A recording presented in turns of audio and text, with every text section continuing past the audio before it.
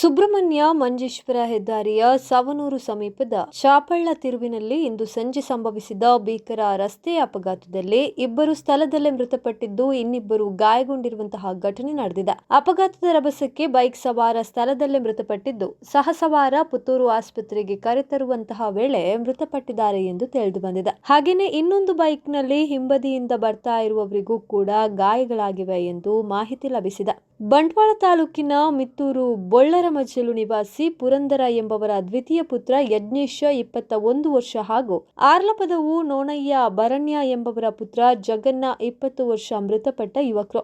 ಜಗನ್ನ ಪುತ್ತೂರಿನ ಅಕ್ಷಯ ಕಾಲೇಜಿನ ಅಂತಿಮ ಪದವಿ ಹೋಟೆಲ್ ಮ್ಯಾನೇಜ್ಮೆಂಟ್ ವಿದ್ಯಾರ್ಥಿಯಾಗಿದ್ದಾನೆ. ಇತ್ತೀಚೆಗೆ ಇಂಟರ್ನ್ಶಿಪ್ಗೆ ಆಸ್ಟ್ರೇಲಿಯಾಗೆ ತೆರಳಿ ಕೆಲ ದಿನಗಳ ಹಿಂದೆ ತವರಿಗೆ ಆಗಮಿಸಿದ್ರು.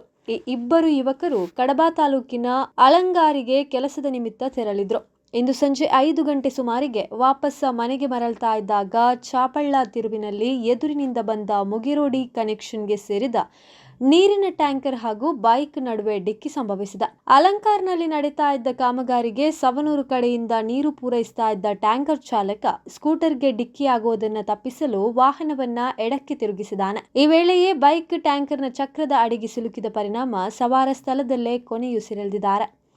ಈ ಸಂದರ್ಭದಲ್ಲೇ ನಿಯಂತ್ರಣ ತಪ್ಪಿದ ಟ್ಯಾಂಕರ್ 90 ಡಿಗ್ರಿ ತಿರುಗಿ ರಸ್ತೆ ಪಕ್ಕದ ಕಂದಕಕ್ಕೆ ಉರುಳಿದೆ. ಅಪಘಾತದ ಭೀಕರತೆ ಎಷ್ಟಿತ್ತೆಂದ್ರೆ, ಅದೇ ಹಾದಿಯಲ್ಲಿ ಬರ್ತಾ ಇದ್ದ ಮತ್ತೊಂದು ಬೈಕ್ ಸವಾರರು ಅಪಘಾತವನ್ನ ಕಂಡು ಗಾಬರಿಯಿಂದ ಬ್ರೇಕ್ ಹಾಕಿದಾಗ ಬೈಕ್ ಸ್ಕಿಡ್ ಆಗಿದೆ. ಈ ಘಟನೆಯಲ್ಲಿ ಬೈಕ್ನಲ್ಲಿದ್ದ ಇಬ್ಬರಿಗೆ ಸಣ್ಣ ಪುಟ್ಟ ಗಾಯಗಳಾಗಿವೆ. ಅಪಘಾತದಿಂದಾಗಿ ಸ್ಥಳದಲ್ಲಿ ವಾಹನ ಸಂಚಾರವನ್ನ ವ್ಯತ್ಯಯ ಉಂಟಾಗಿದ್ದು, ಘಟನಾ ಸ್ಥಳಕ್ಕೆ ಬೆಳ್ಳಾರೆ ಪೊಲೀಸರು ಭೇಟಿ ನೀಡಿ ಮೊಕದ್ದಮೆ ದಾಖಲಾಗಿದೆ. ಮೃತದೇಹವನ್ನ ಪುತ್ತೂರಿನ ಸರ್ಕಾರಿ ಆಸ್ಪತ್ರೆಯಲ್ಲಿ ಮರಣೋತ್ತರ ಪರೀಕ್ಷಾ ದೇಹವನ್ನ ಬಿಟ್ಟುಕೊಡಲಾಗಿದೆ.